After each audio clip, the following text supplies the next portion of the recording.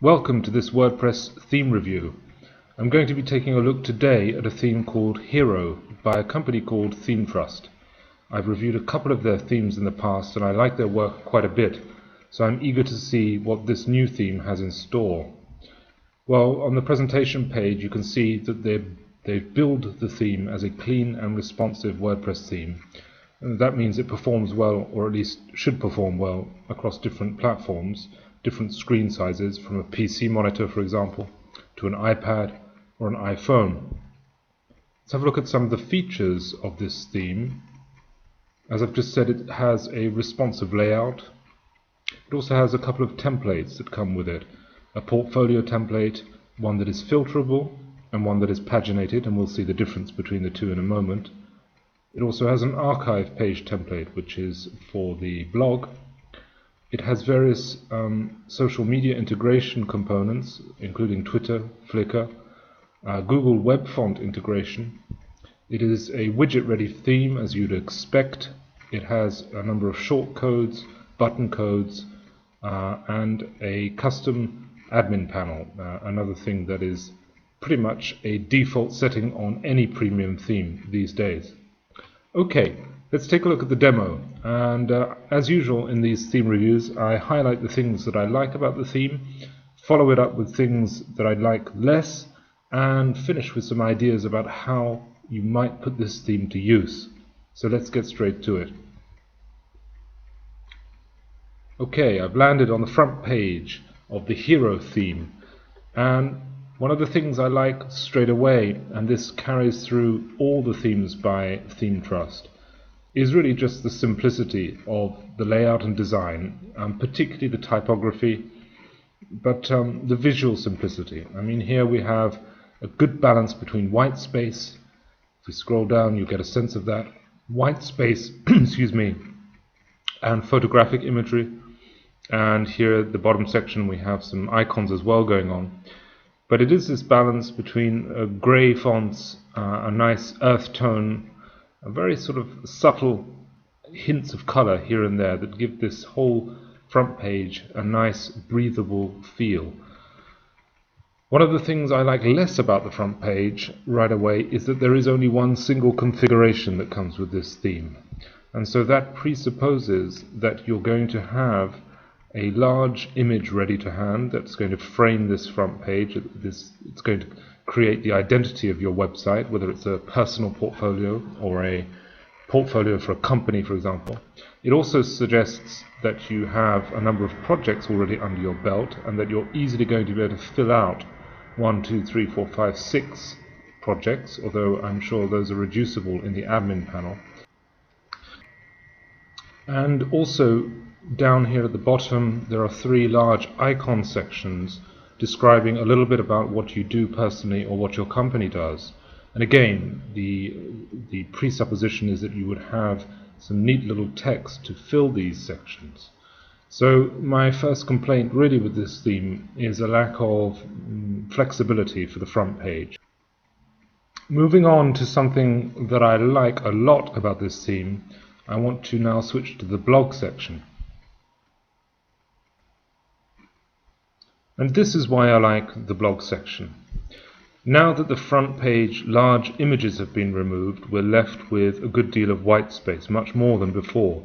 And one of the tests for a design to see whether it holds up is whether the typography that replaces the imagery can keep the theme feeling alive, readable and usable and attractive. And I think if we scroll down and you get a sense of the theme, I think that is the case with Hero. You have a very nice balance between these earth tones, as I said before, this shade of grey, and then these lines, clean lines and clear content presentation.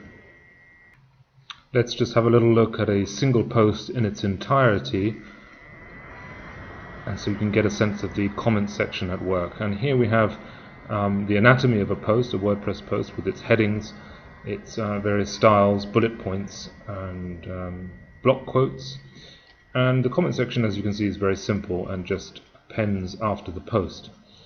So nothing surprising there, all very straightforward WordPress stuff. But again, really the key point about the blog is its design, its airiness, its immediate usability. I like that a lot. Let's move on to have a look at some of the templates that I highlighted earlier in the features for this theme. The portfolio templates, and clearly these are key to this theme since it is being billed as a portfolio theme. There are two of them. The first is a paginated portfolio, and it looks like this. Series of images replicating the front page section, if you remember. And it's paginated in that if you have more than 6 images here, then a new page is created for subsequent portfolio entries, and they string up here at the bottom so that you can scroll through them.